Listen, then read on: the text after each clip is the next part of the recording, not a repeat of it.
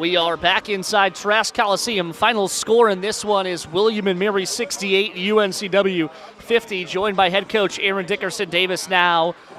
Coach, we talked about it in the pregame show, right? You said at this point, survive and advance. Obviously, at times it wasn't pretty, but at the end of the day, it's a hard-earned win. Yeah, no doubt. You know, these all are going to be hard games. That's just the reality. You know, every single opponent that we play against in March, we're fighting for seeding at this point. So every single one is going to be tough. We're going to go on lows, but we got to figure out how to, you know, be able to score the basketball when we're not scoring very well and also get stops. You know, I felt like they just kind of bullied us on the offensive rebounds today. Like, those are things that we have to clean up as we're going into the CAA tournament.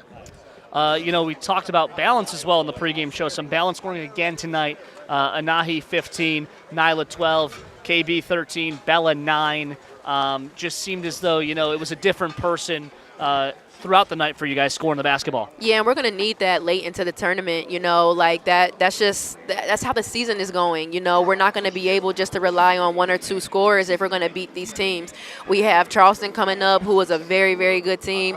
We have Northeastern coming into our place, the scrappy team who's, you know, just trying to find their way with injuries. And then we got Stony Brook, right? So we can't just sit here and think that we can have one or two people score the basketball and we're going to be able to win this late. So I'm glad that we're sharing the ball. I'm glad that we're shooting the ball with confidence. A lot of people scored today. Almost everybody that played scored. And that's just a testament to us playing together and believing in each other. You know, in that first half when, you know, things got a little bit tough, I guess the one saving grace for you guys was you're taking care of the basketball pretty well. Only 3 turnovers in that first half, 9 in the second half, 12 for the game, but still that's a lot lower than the numbers we've seen the last couple games. Was that kind of a point of emphasis today, taking care of the basketball? It really wasn't a point of emphasis for today, but it was for the week, right?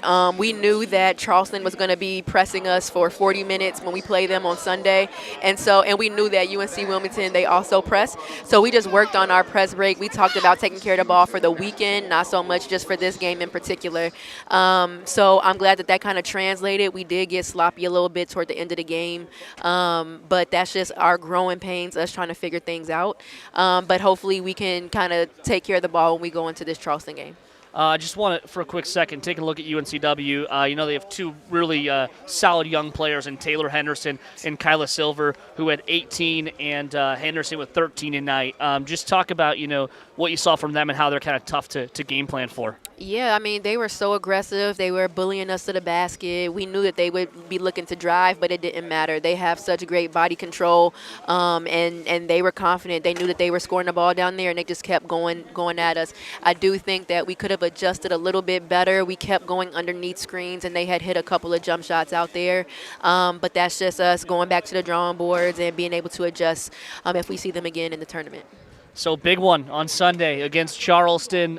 They fell by 12 tonight to Towson, so you guys have that 4th place spot as of right now, but obviously that game is going to be, you know, a massive indicator of how things shake out down the stretch. You know, what adjustments do you have to make after this one, and then, you know, what do you see from them on tape so far? I mean, they're the highest scoring offense in our league, right? And, you know, they fell tonight, which just means they're going to come out on fire tomorrow. They're going to know that this game is going to be a huge deciding factor in who finishes top 4 and who has to play on day 1. We just have to be prepared. We have to carry our momentum from tonight, our shot making from tonight into that next game. More than anything, we're going to have to rebound, and we must take care of the ball. Charleston is a team that, you know, they want to turn you over, yeah, but they just want you to play fast. They want to get you out of how you play. They don't want you to run sets. They want you to take quick shots. And if we fall into that, then we're going to really struggle for the night. So we just have to watch some film. We have to really just talk to our team about what we're looking to do, what our game plan is. And I do think tonight was a good warm-up for that. And just knowing that Charleston is going to be on their home court. They're going to be hungry for a bounce-back win. And we have to be prepared for that. All right, thanks, Coach. We'll be back to wrap things up on our post-game show next. Tribe win this one 68-50.